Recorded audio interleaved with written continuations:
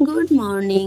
তো এটা ছিল 27শে জুন, আমাদের ইভেন্টের দিন, যেদিন আমরা কর্মা ইন্টারন্যাশনালের ইভেন্টে গেছিলাম।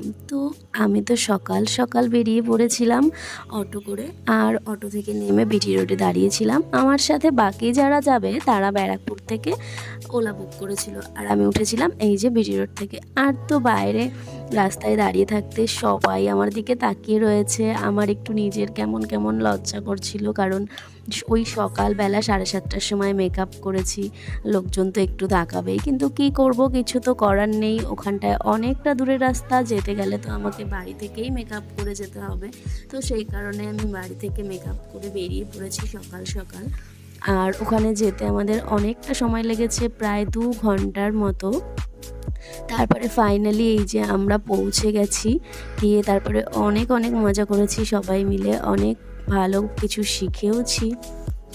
আর ওখানে কি শিখেছি, কারা কারা ছিল, সমস্ত কিছু আমি শেয়ার করব। তো এই ভিডিওটা এই পর্যন্তই। টাটা।